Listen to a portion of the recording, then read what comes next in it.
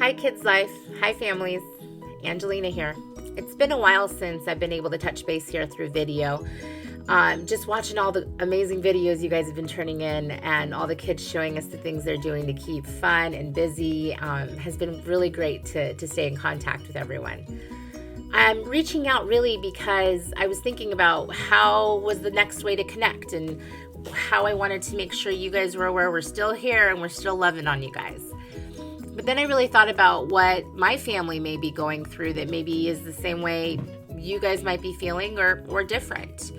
We're all dealing differently with what we're going through right now. But the one word I've been hearing most of, especially from parents and children alike, is frustrated.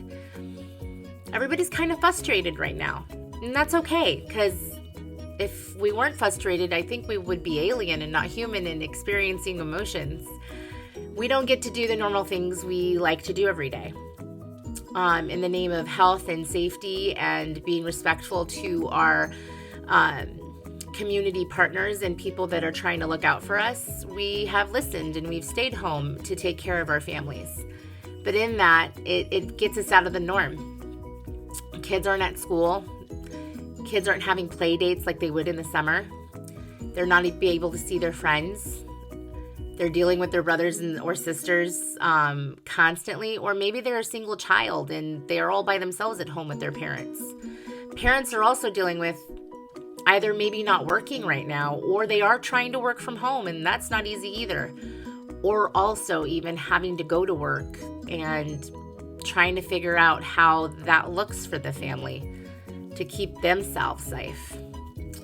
Well, the verse that came to mind when I really started thinking about this was Isaiah 41:10, where it talks about fearing not and not being dismayed. And when I think of being dismayed, I think that's what triggers most of our frustration, is not having control of being able to operate the way we would like or the way we think is fit and right. He tells us that he will strengthen us. God does. He strengthens us through this whole thing. But sometimes it's easier to try to figure out either to just give up and stay frustrated, or what does strengthen really mean? Maybe right now is the time to pause and really look at how we're teaching our kids about God in our everyday life.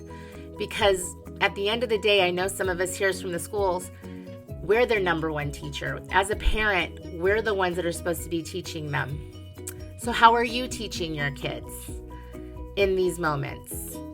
Are you able to take time and sit down and speak to their hearts about their frustration, or just spend time with them in the Word, or worshiping? I love worshiping with the kids. It's fun. Sometimes when, they just don't want to sit down, their kids, and listen to another Bible story, I just turn on worship and jam out with the kids so that they know that there's joy in Christ. It's not just us sitting here reading and learning lessons, which are very valuable, but there's so much fun in it too. Your kids learn from you how to be Christians and how to be a follower of Christ. So I've heard some of the ways that that's happening. I've heard of trunk meets where they meet up during Sunday service and they're staying a healthy distance away, but the kids are still seeing that they're doing church together. The families are doing church together. I also see some of the families tuning into Sunday school lessons that are posted on YouLife, the page.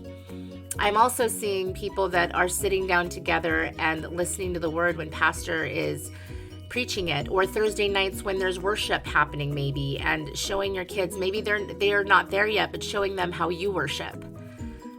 I'm thanking you, parents, for just stepping out and continuing church where you're at, because that's where it's at, not in a building, but there in the room that you're in currently, everywhere you walk, and your kids are seeing it.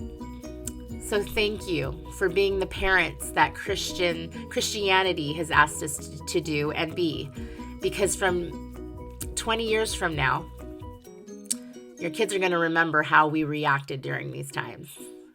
Right, kids? And we're going to remember how you reacted during these times too. And I hope that they can remember all of the good things that they learned and not just my frustration, because I'm just as guilty as the next person about getting frustrated, but also learning how to apologize during those frustrations and seek God in prayer for forgiveness during these times too. We love you guys, and we hope you feel supported and that you can reach out with any prayer requests that you may need. We're here to listen. We're here to listen to your kids if you need a Zoom call, and we can just sit and chat with your kiddos because we miss them just as much or maybe more than they miss us. The church is here for you guys, but you are there for your children. Thank you so much. We love you. Bye.